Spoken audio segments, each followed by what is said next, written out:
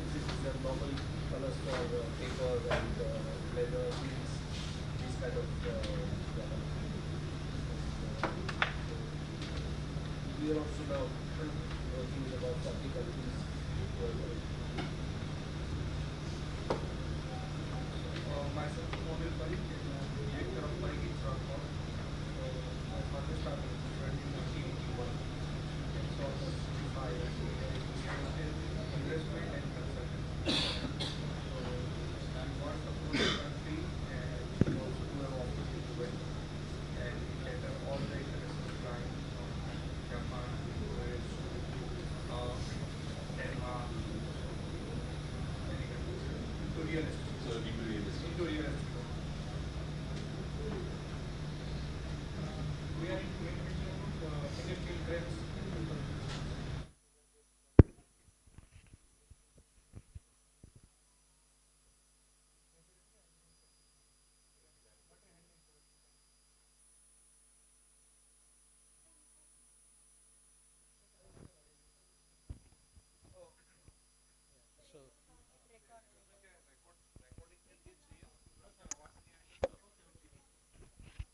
Yeah. Hi. So, I mean, I'm okay, but we can use it. We can share it. yeah, so I'm Dr. Omkar Acharya.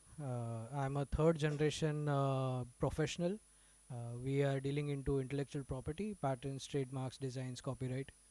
So my grandfather, he started the business back in 1977.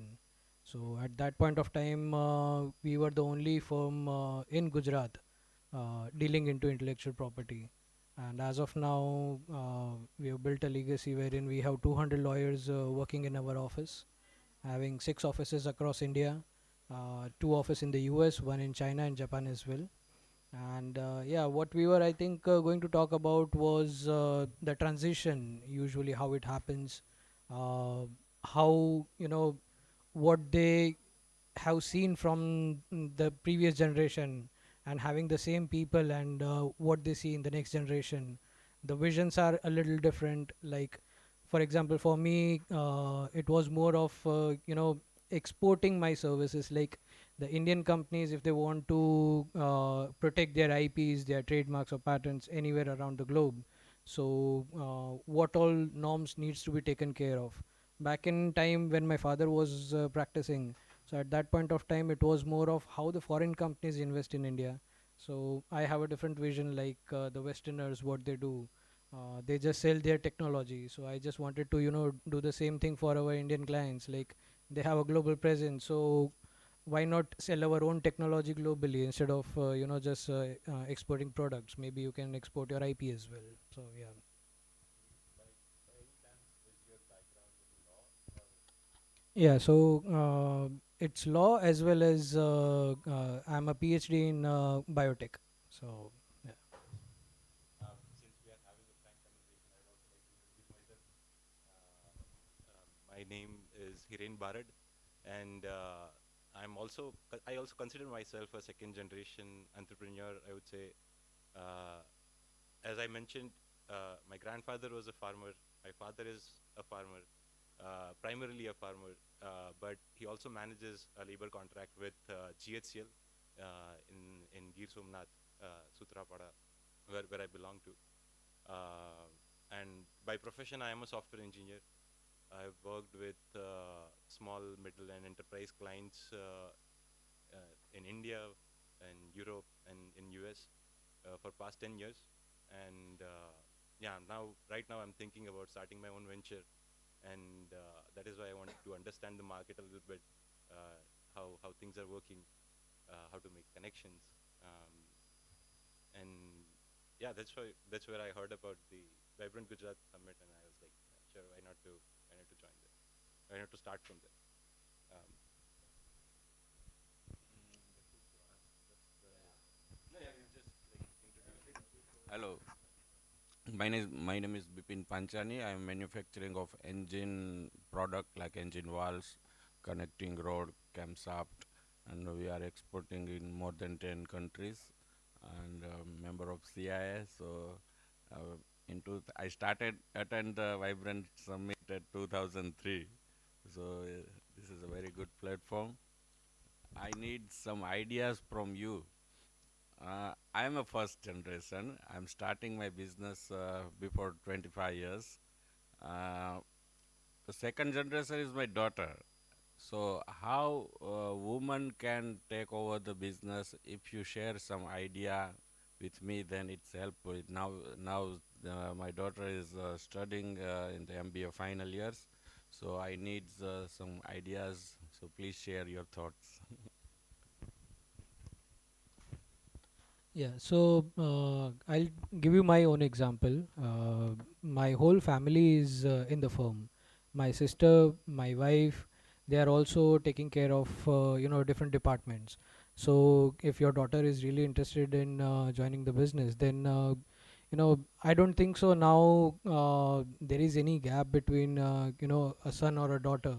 The management skills are equivalent, and the industry is also accepting women entrepreneurs a lot, and I think it's more of promoting the women entrepreneurs. So I think it will be really beneficial if your daughter is inclined towards joining, then nothing like that. And yeah, as I told you, it's more beneficial.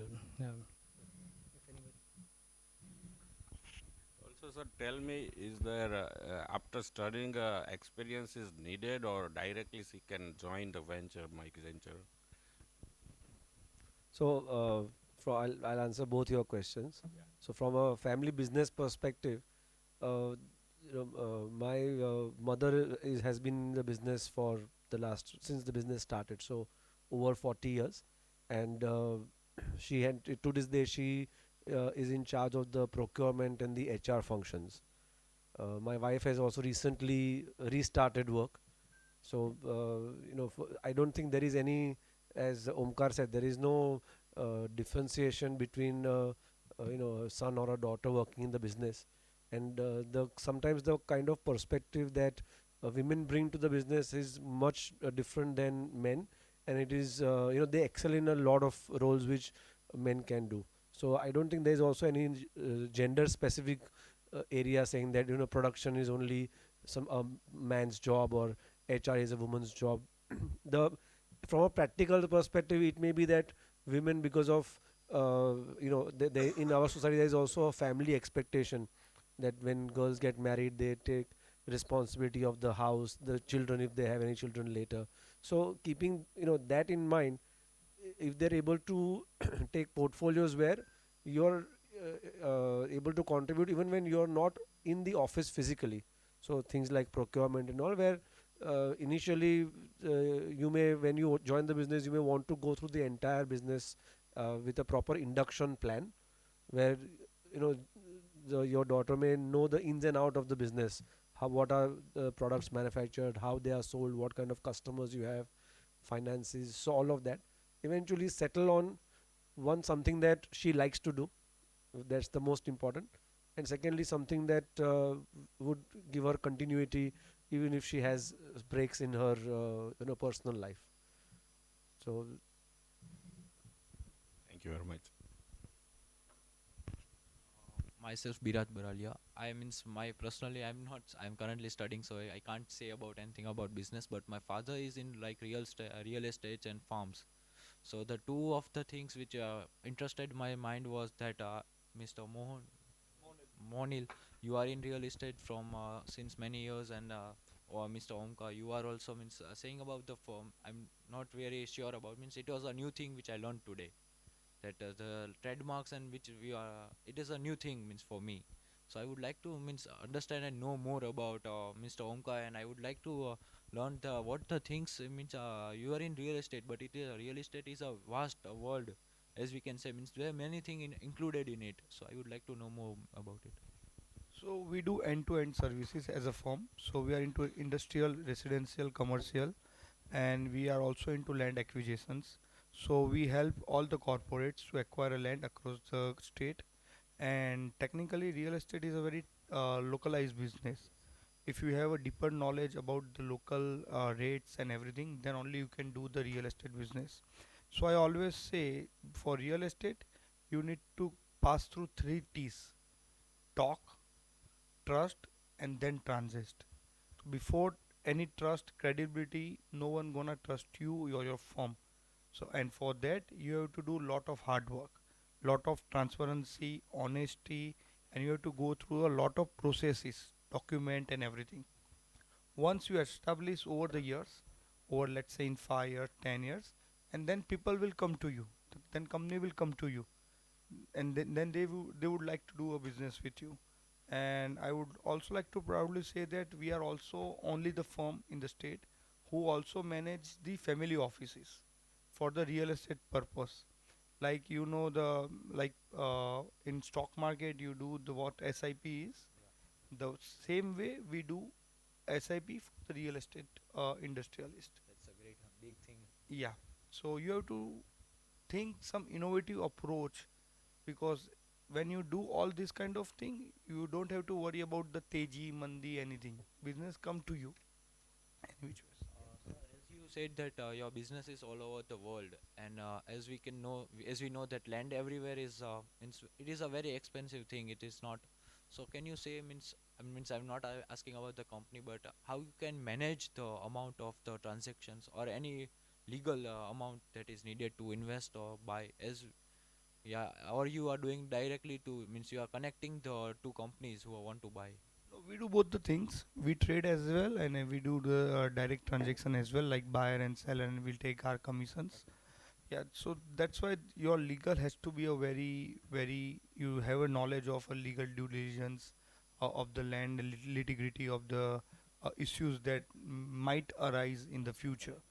Yeah, and you have to be very transparent when you do the legal due diligence, and if you find any fault, you have to bring to the notice of the buyer and seller both at the time, whether that transaction is not going to happen. It that's absolutely fine. If you are going to go for a 10 transaction and two are not happening, that absolutely fine, but those two transactions will come back to you for sure in future. So yeah, so honesty and transparency of rate and everything, and you have to make sure that your buyer gets the best deal, and even you have to take care of your seller as well.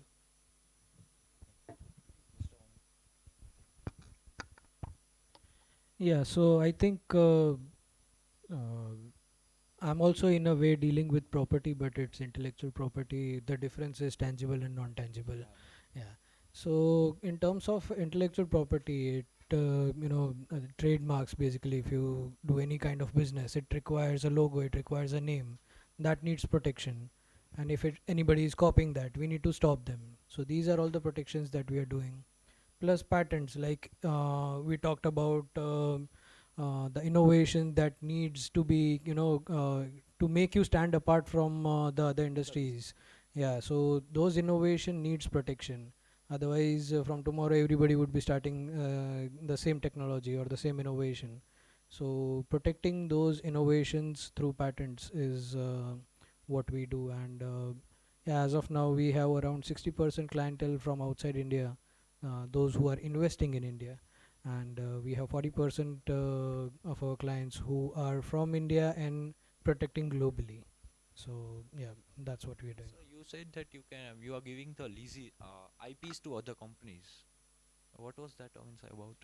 Yeah, so like if you have a technology or if you have a kind of a trademark, and if you don't have the capacity to sell your product, or if the affordability of that product is not equivalent in foreign countries, you can just sell your technology, that you can just sell your patent. For example, if I have to send something to the US, the transport cost and everything would increase a lot.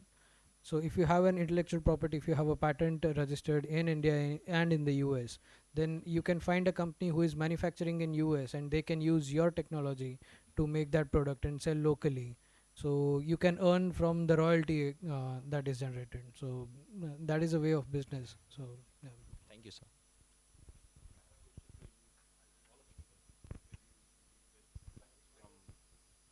From since since you deal with clients from multiple countries, how do you navigate the cultural differences when you reach out to, let's say, new accounts, new customers, or new connections?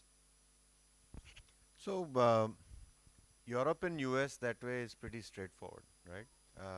Yeah, if you go to Korea, and that probably he'll be able to answer better. But if you go to Korea, Japan, some of the Southeast Asian countries, there the culture of doing transactions is very different. But for us right now, currently our focus that we address directly from India is Europe and the US. For African market, we have a complete African team. So we have a local team who know how to deal and talk in that language, because language also becomes a very important facet. Uh, in Morocco, for example, you'll be surprised, but French is spoken more than Arabic, right? So you need somebody who's local, who's fluent in Arabic and French both, and knows the customs. So there's a term. Anyways, there's a huge gifting culture there. So you have to know how to do it, when to do it, all of those things. It's just part of their culture. So So to answer your question, like the same way, same experience I'm facing right now, that many customers from the different countries, they are having a different culture.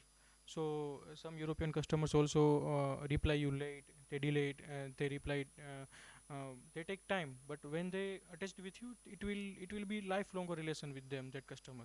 So you need to be patient, you need to be like polite, you need to be prepared with them. Like if you are in engineering product, you need to be ready with your drawings, your all each and every part detailed drawing you must have.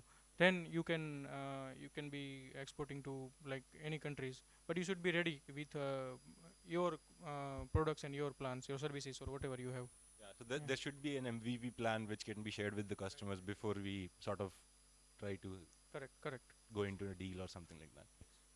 Omkar sir, I have a question about patenting and like in general growth of market.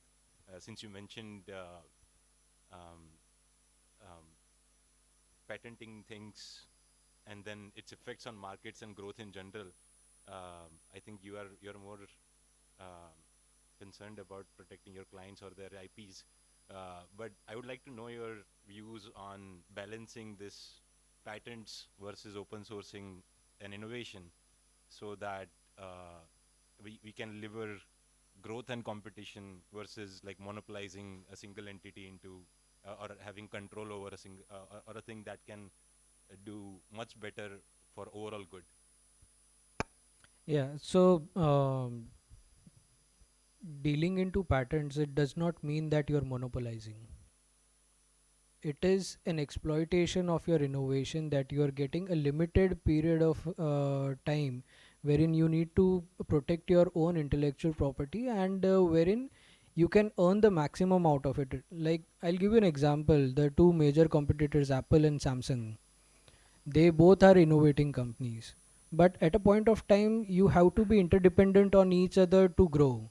So there are several patents of Samsung wherein Apple has taken a license, and vice versa as well. So such cross licenses between competitors do take place. So the I think innovation, patents, and everything, it in a way helps you grow much more faster, and it's purely on a healthy competition. So it's not monopolizing, it's more of exploitation of your own rights, on how open you are to protect your own intellectual property. It's not about just keeping the certificate with you. It's about how you are utilizing it and spreading across the market. Uh, I have one last question. Sorry. So this is a very interesting topic for me because I see a trend of building in open invest right now, specifically in tech circles.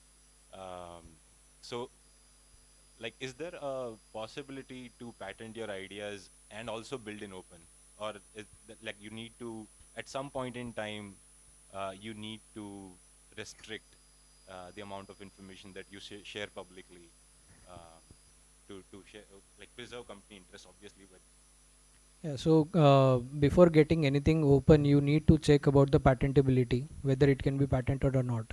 Because usually softwares per se are not patentable. If it is integrated with any kind of hardware which gives a better output, then only it can be patented. Otherwise, software per se, you can protect it under copyright but not under patents. And disclosing the information, it is not advisable, because once you put out the information in public, the basic criteria of patent about novelty is lost, because everything you are keeping it out in the public and then claiming rights over it, which is not possible. So either go for a patent, or if you want to keep it open, then like what Tesla is doing, they are not patenting anything. They want to keep the technology open for everybody. So that's how you should plan your own business.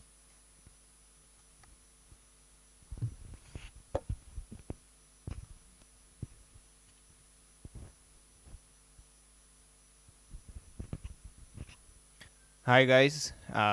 First of all, thank you for being part of this chat. My name is Kunal. I am from Young Indians, Rajkot.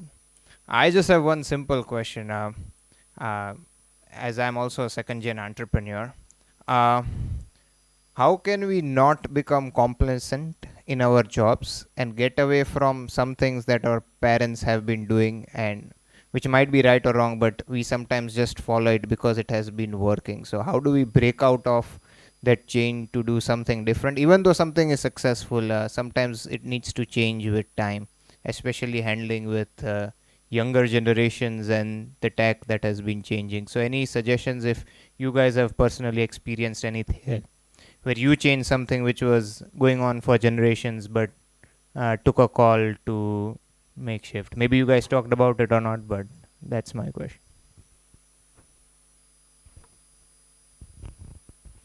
So you asked essentially two questions. One is how not to be complacent, and one is how to do something different. So the not to be complacent part is easy. If your vision is so large and you have a burning desire in you, you will never be complacent. I think that's the simplest thing uh, that you could think of. Because if there is no desire in you to do something or do something big, no matter what you do, it will be just there will be no fire in you to do something. So that's the answer to one of your questions. The second one may be a little complicated. Uh, Doing something one from a business perspective. When I was studying, I always thought that I would do a job for a few years and then see whether I will join my family business. But while I was studying, I realized that most of the people I knew who were my peers in university, they were all from they were all from non-business backgrounds. So their entire thought process was different. Their career plan was different. And at that point in time, I thought, I changed my mind, thinking that, when I already have a foundation where I can build, why should I do it for somebody else? So that's what brought me into the family business. And doing something different from what your existing business is, it depends on a wide variety of factors. One is the need to prove yourself. I have built something. The second may be that what kind of support you have from your family to make changes. Sometimes, if the some families I have seen, like my own experience was that my parents let me do whatever I wanted, even if it was not something they understood, but they said, you have your own experience. They would give me some guidance or some warning, but I would still get to do what I wanted to do. And I have other friends where they don't have authority to do anything in the company. So, doing something new or different within the business or as an offshoot, it really depends on your situation. But it's if you get to do it, I would always want to scale what is there, unless the business becomes irrelevant. If you are making something which is not technologically relevant or the market has gone beyond, then okay, do something new. Otherwise, the first generation has built a big amount of goodwill. They've spent blood and tears building something which you are getting automatically one step up.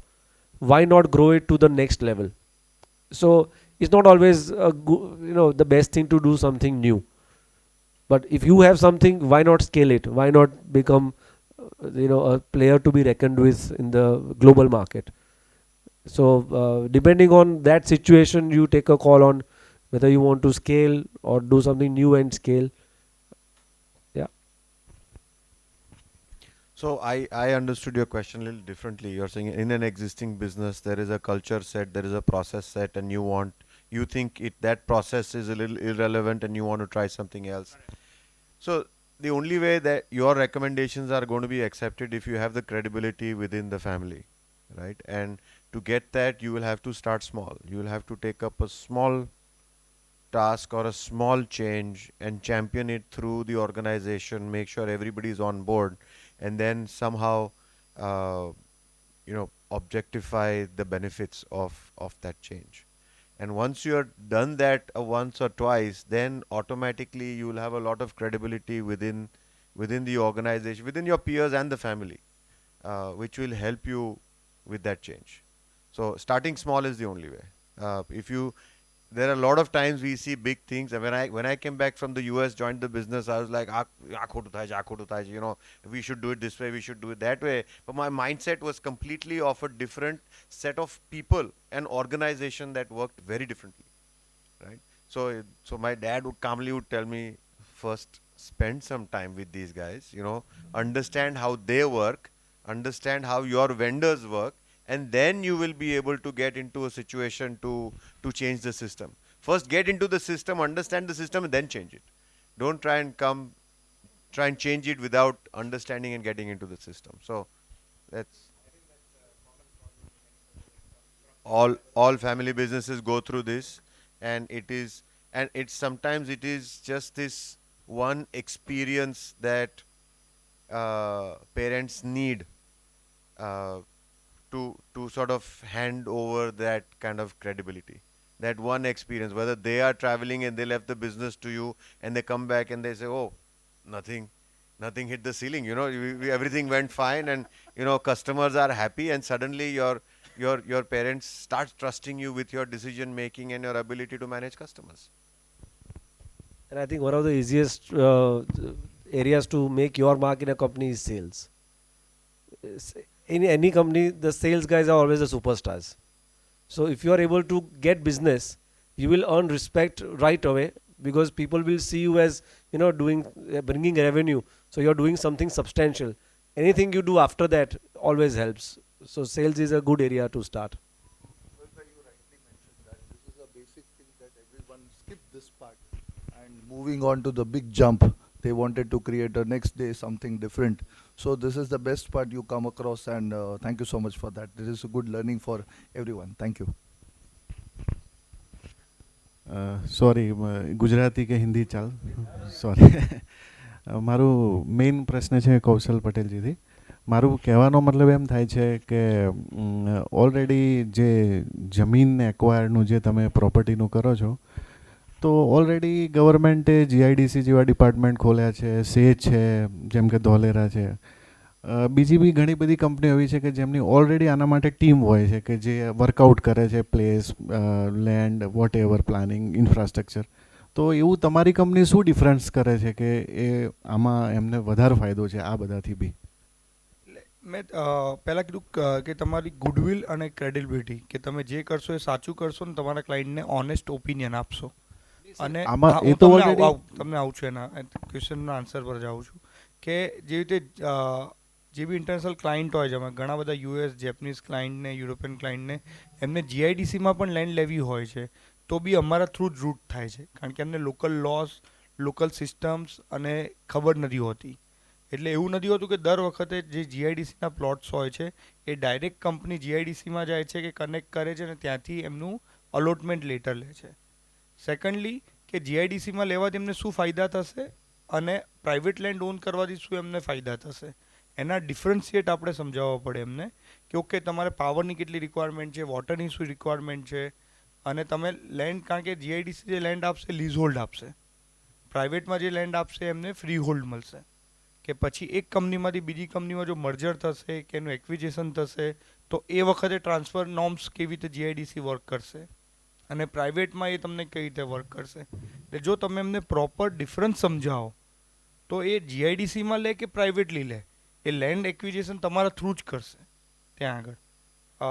Question તમારો આનો answer. Secondly કે અમે એમને ખાલી એવું નથી પૂછતા કે ઓકે તમારે કેટલા એકર લેન્ડ જોઈએ છે. વી અન્ડરસ્ટેન્ડ ધ સિસ્ટમ કે તમારે વોટર ઇન્ટેક કેટલો છે, રેડ કેટેગરીમાં આવશે, ઓરેન્જ ઝોનમાં આવશે કે તમે કેવી રીતનું ડિસ્ચાર્જ કરશો, એસટીપીનું કેવી રીતે છે, અને એ પ્રમાણે એમને તો એક કામ કરો, Ahmedabad is not suitable for you. તમે જો એન્જિનિયરિંગ રિલેટેડ હોય તો બરોડામાં આપણે ફેક્ટરી કરવી જોઈએ, કાં તો આઈટી રિલેટેડ છે કે આપણે એવી રીતે છે તો આપણે બેંગ્લોર કે હૈદરાબાદ એક્સપ્લોર કરવું જોઈએ. કારણ કે એના માટે ઇન્ડિયા આવ્યા પછી એ પૂનામાં ફેક્ટરી નાખે, બેંગ્લોરમાં નાખે કે અમદાવાદમાં નાખે, કે મહારાષ્ટ્રમાં ઇલેક્ટ્રિસિટી ચાર્જ આટલો રહેશે, ગુજરાતમાં આટલો રહેશે, ટ્રાન્સપોર્ટેશન તમારે બધું થશે. જો પોર્ટ જોઈએ તો પોર્ટની નજીક કયું સિટી પડશે, અને તમારે કેટલા એવરીડેના કેટલા તમારા કન્ટેનર જવાના છે કે કેવી રીતે જવાના છે. એટલે તમે રિક્વાયરમેન્ટ સમજીને જો એને આ બધી જ સર્વિસીસ આપશો ને તો એ ક્યારેય નહીં જાય તમારી જોડેથી. એટલે અમે જે કામ કરીએ છીએ કે અમે એને એવું નથી પૂછતા કે તારે કેટલા એકર લેન્ડ જોઈએ છે કે તારું બજેટ શું છે. પહેલાં પ્રોસેસ સમજાય, તારું કામ શું છે. અમે હમણાં એક જેપનીઝ કંપનીનું કામ કર્યું. સો દે આર ઇન્ટુ ન્યુટ્રાસ્યુટિકલ્સ, કરેક્ટ. તો ન્યુટ્રાસ્યુટિકલ્સમાં હતા તો બધું તમે વોટર, કારણ કે ન્યુટ્રાસ્યુટિકલ્સ માટે વોટર ઇન્ટેક સૌથી વધારે છે. તો મેક શ્યોર કર્યું કે એને નર્મદાનું પાણી મળે, કે નર્મદાનું પાણી ક્યાં આગળ એને મળશે. તો એ લેસ ટીડીએસ હશે, એને વોટરની જે એને જોઈએ છે એવરીડેની રિક્વાયરમેન્ટ. કારણ કે બોરવેલ ગમે તેટલા કરો, એ સેન્ટરની તમે પરમિશન લઈ લો પણ એ ટીડીએસ જ્યાં વધારે હાઈ હશે, એની ટ્રીટમેન્ટ જે કરશે એ ટ્રીટમેન્ટની કોસ્ટ જે આવશે એના કરતાં નર્મદાના વોટરનું જે પાણી હશે એમાં એની ટ્રીટમેન્ટની કોસ્ટ બચશે. તો આ ડિટેલમાં તમે એક એક વસ્તુમાં જાઓ ને પછી તમે એને કહો કે એટલે હું તને આ લેન્ડ આપું છું અને માર્કેટ કરતાં 30% હાયરમાં આપું છું, કારણ કે એની જોડે તારા આ બેનિફિટ છે. યર ઓન યર જો 20-25 યર્સમાં આપણે કેટલા રૂપિયા બચશે. તો આ સિસ્ટમને પ્રોસેસ ફોલો કરશો ને, કારણ કે આપણે ગુજરાતમાં અને ઇન્ડિયામાં કેવી રીતે ટેવાયેલા છે કે ટ્રસ્ટ ફેક્ટર, કે we do business on trust, કે મારા કાકાનો ફ્રેન્ડ છે કે મામાના દોસ્ત છે એટલે આમના થ્રુ આપણે ટ્રાન્ઝેક્શન કરી દઈએ. પણ જ્યારે ઇન્ટરનેશનલ ઓર્ગેનાઇઝેશન આવે છે ને, દે don't believe you. They believe you in fact, data, document અને પ્રોસેસ. કે ડોક્યુમેન્ટ પર સમજાવો કે કેમ આ મારા માટે બેનિફિશિયલ છે. એટલે એના માટેનું રિસર્ચ, એનાલિસિસ બધો ડેટા કરીને આપવો પડે કે 10 વર્ષમાં મહારાષ્ટ્રમાં કરશો ફેક્ટરી અને ગુજરાતમાં કરશો તો ઇલેક્ટ્રિસિટી સેવિંગ કેટલું આવશે ત્યાં આગળ. એટલે એક એક વસ્તુ તમે કરો, કન્સ્ટ્રક્શન કોસ્ટ અહીંયા કેટલી આવશે, ત્યાં કેટલી આવશે, ત્યારે જઈને ક્લાયન્ટ તમારો લોંગ ટર્મ માટે બેસે છે કે ભાઈ ઓકે હું ફ્યુચરમાં ક્યાં બી ટ્રાન્ઝેક્શન કરીશ. કે like a company like us, we never marketing, word of માઉથથી જ બિઝનેસ થાય છે. કે જેટલો બી વર્ડ ઓફ માઉથ થાય એક કંપની બીજી કંપનીને આપે, ત્રીજી કંપનીમાં આપે. અને વી પ્રાઉડલી સે જે ગોદરેજ છે, સો ગોદરેજ જેટલા બી ગુજરાતમાં એન્ટર થયા, Godrej, GVK, Vestas, they are into wind energy. તો વેસ્ટાસનું ટ્રાન્ઝેક્શન પણ અમે જ કરેલું છે, ઓનલી બીકોઝ ઓફ ટ્રસ્ટ. એટલે આ જે પ્રોસેસ તમને કીધી ને એ પ્રોસેસ ઇમ્પોર્ટન્ટ છે. Thank you. સર બીજું એ પૂછવું હતું કે જેમ તમે જંત્રીનો જે માર્કેટનો રેટ છે એ ઓલમોસ્ટ કે આપણે જે બ્લેક એન્ડ વ્હાઇટનો ઇસ્યુ છે ખાસ કરીને લેન્ડ એક્વિઝિશનમાં, બિકોઝ તમે માર્કેટમાં જોશો તો એ 5 થી 10 કરોડની હશે વોટ એવર, અને ઓન રજિસ્ટ્રી આપણે એને લાખ મતલબ કંઈ ઘણી વાર તો 50 લાખ કે કરોડની જ હોય છે. 5 ટાઈમ્સ કે 10 ટાઈમ્સ બ્લેકમાં ચાલતું, તો એ રેશિયો કેવી રીતે મેનેજ કરો છો કંપનીઓ જોડે? So we always transact in only the legal money, that is the white ત્યાં આગળ. અને કોઈ પણ ઇન્ટરનેશનલ કંપની કે કોઈ બી ઇવન લિમિટેડ કંપની બી હશે ઇન્ડિયાની, એ લોકો બી તમારી જોડે કોઈ દિવસ કેશનું ટ્રાન્ઝેક્શન નહીં કરે. એ that is a very local transaction. એટલે ડિફરન્સ તમને સમજાવું કે ડિફરન્સ શું છે, કે લોકો કેમ આવું કરતા હોય જનરલી, કે એ લોકોને ખાલી ટેક્સ ના ભરવો પડે, બીજું તો કશું બધું નથી, ખાલી ટેક્સનો જ ફેક્ટર છે. 2 વર્ષ પહેલાં જે આપણો કાયદો આવી ગયો કે હવે તો લોંગ ટર્મ કેપિટલ ગેઇન હોય, 2 વર્ષથી વધારે તમે પ્રોપર્ટી હોલ્ડ કરો તો 12.5% જ ઇન્કમ ટેક્સ છે. હવે 12.5%માં જો તમારા પૈસા વ્હાઇટ થતા હોય અને તો બી તમે ના કરો તો આનાથી વધારે ફૂલીશ કોઈ વસ્તુ નથી ત્યાં આગળ. અને કોઈક જગ્યામાં જે એવું થતું હોય કે ભાઈ ના આને છે જ તો અમે એટલો પ્રાઇસ વધારે આપી દેતા હોઈએ કે 100 રૂપીસની છે માર્કેટ વેલ્યુ એની, તો 112 રૂપીસ આપી દઈએ. બટ વી ઓલવેઝ એન્ટરટેન કે ભાઈ 100% ચેક ટ્રાન્ઝેક્શન થવું જોઈએ, અને એ જ આપણા કન્ટ્રી માટે, આપણા બધાના માટે, આપણે કહીએ ને કે ટેક્સ પેયરને ગુજરાતીમાં આપણે કહીએ કરદાતા. દાતા મીન્સ ડોનર. તો આ બી આપણું એક કામ છે કે જો આપણે આપણી કન્ટ્રીને આગળ લઈ જવી હોય અને એને ઉપર લઈ જવી હોય તો આપણે ટેક્સની ચોરી તો કરવી જ ના જોઈએ. એટલે ટેક્સ એ મોસ્ટ ઇમ્પોર્ટન્ટ છે, કારણ કે એ જ રૂપિયો ક્યાંકથી ફરીને ગમે ત્યારે એ 25 પૈસા આવે, 50 પૈસા આવે કે 75 પૈસા આવે, છેલ્લે તો આપણી સેકન્ડ જનરેશન, થર્ડ જનરેશનને જ કામમાં આવવાના છે, અને તો જ આપણી કન્ટ્રી ઉપર જશે. Thank you.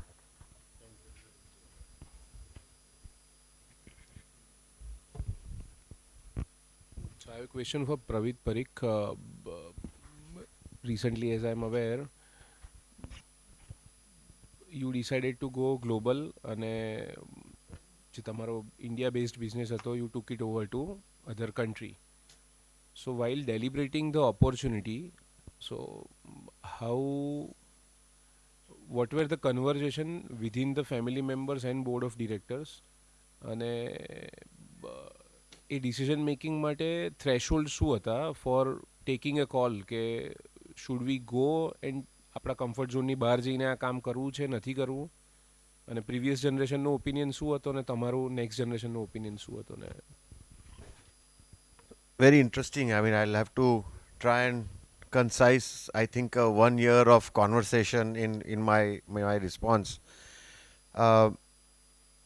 But since I think 2013, we started this de-risking of business. So we were predominantly working with one brand in one geography, that was North Gujarat. Then we expanded to Rajasthan with that same brand. Then we brought another brand and started working in South Gujarat, MP and Bombay. Right? Since then, we started working on a couple of our own products, which was panel manufacturing. We scaled that up. So all of the reason why I'm giving you this journey is this was all de-risking. Right? We went with another, so software we thought is going to be the next thing. So we set up a software partnership, and all of South India, we work with that software partnership. So again, de-risking from hardware to software, right? And then came the geographical bound, that okay, now we are sort of locked in India. How do we come out of this? And that's where we got an opportunity to work in what is called North Africa, which is Morocco, Algeria, and Tunisia. And with the first principal that we were working with, we got an opportunity to go there. The reason why that decision making was a little bit easier in terms of market making is because we got exclusive rights to represent the number one automation company in the world. Right? We got exclusive rights for these countries that whatever transactions that are happening, you will be in charge. And that gave us a sort of a threshold start. Starting from scratch is very difficult because, you know, the resources and everything is very expensive. I mean, we were shocked when we got the the salary expectations for our main guy. We were like, "Ah, mahina na che ke varas na che." Right? It is very expensive. Government also asks you for a lot of contribution in terms of how you compensate your employees and everything.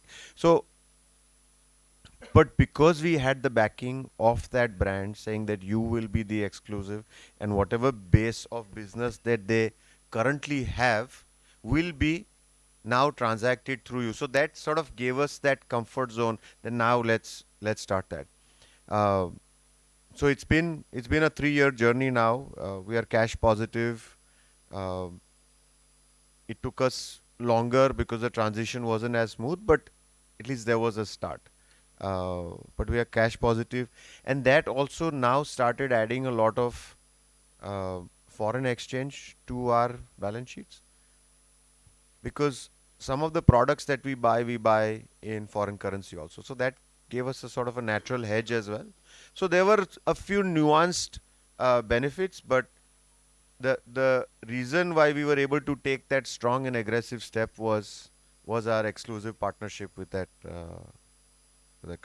and we had done remote offices with the first expansion in Rajasthan and then South Gujarat, MP, Bombay, South India. So we had the confidence that we will be able to manage a remote office.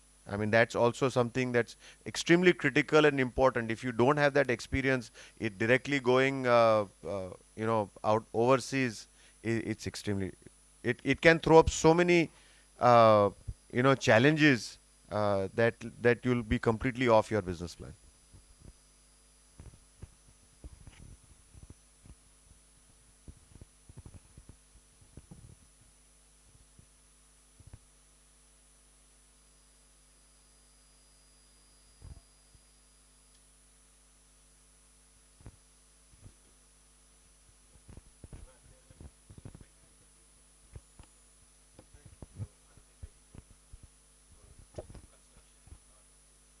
Yeah, it's a industrial machinery to handle the material.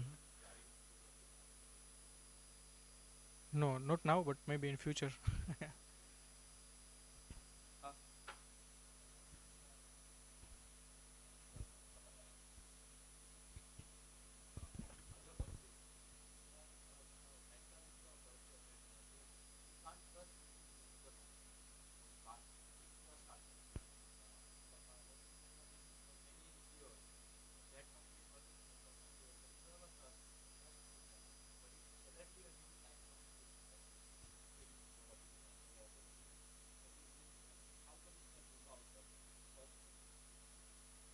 So you have to check the history, background of the company. You need to go and check the references of the company, how they pay to their vendors, how they are reliable. You can also check the credit score of the company.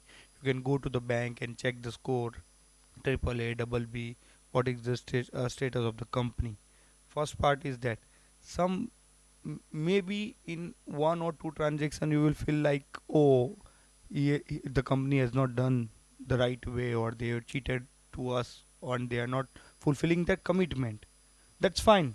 It's part of your business. You are earning in 9 transactions, one transaction you are losing something. That's fine, but you should not stop looking for a new client. Okay, yeah, because when we started, we thought of having our office in Bangalore or Hyderabad, Pune, and then we thought, okay, this from Ahmedabad, it is 2.5 hour travel time to Bangalore and Hyderabad, and if I travel to Dubai, that is also 2.5 hours. So better I go to the bigger market, and from Dubai I can cater to 190 countries. So rather than opening office in Bangalore, Hyderabad or Pune, we thought of having an office in Dubai, and we are doing fantastic, and the market is such a use. I was telling them during our drive to Rajkot that one company launch in December, they will launch one phase of real estate product, and within a day they sold 11 billion AED of real estate. One company, one project. So if you convert into the Indian rupees, that comes to around 30,000 crores. And if you take the Rajkot market, the entire Rajkot market is 20,000 crore. Entire Ahmedabad market is close to 50-60,000 crores. And then that developer sold 30,000 crore of inventory in just a one day. So when you go to that kind of market, the growth is phenomenal. So you should always go for the bigger market. Thank you.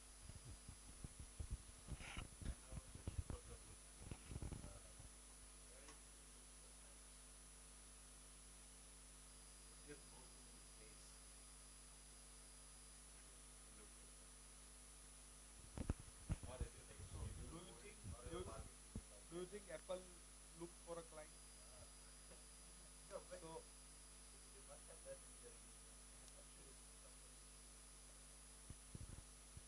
So the simplified answer is you have to find out who needs your product the most, and there are multiple channels to find out whether your product is fulfilling anybody's need. So outbound, inbound, exhibitions. There's so many channels. There are all mediums to do it. But the first question you need to answer: what need is your product or service fulfilling?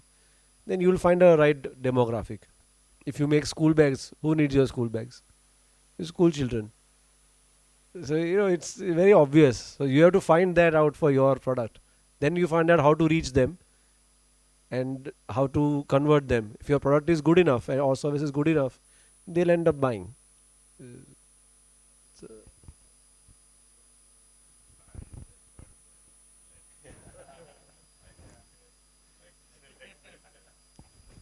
But today, customer acquisition has to be omni-channel, right? There is no one direct answer, and there are multiple things that people also expect. Customers expect some experience or some visual aid or some information that they receive from the various content that you throw at them.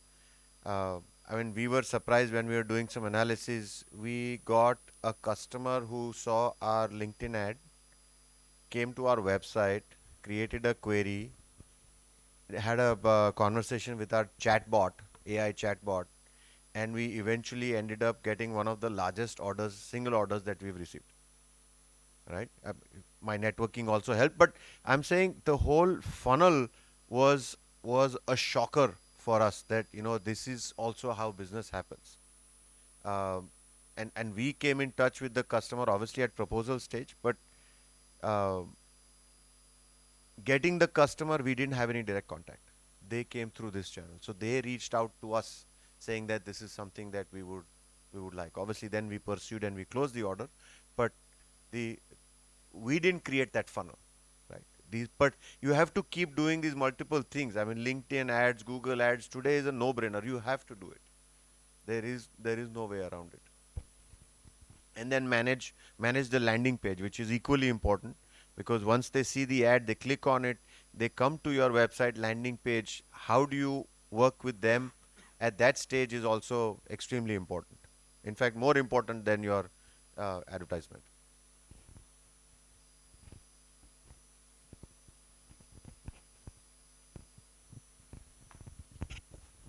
right. So this was supposed to be a session where we wanted to where we would have traditionally moderated it. I was the moderator, and but eventually it so happened and it turned out very nicely that it became a completely audience moderated session. So thank you for that. I think some of the questions were very thought provoking, and I think we had to reach deep to answer those questions also. So thank you for those questions, and I hope that we were able to add some value with our thoughts to your thinking as well. Thank you very much. Yeah.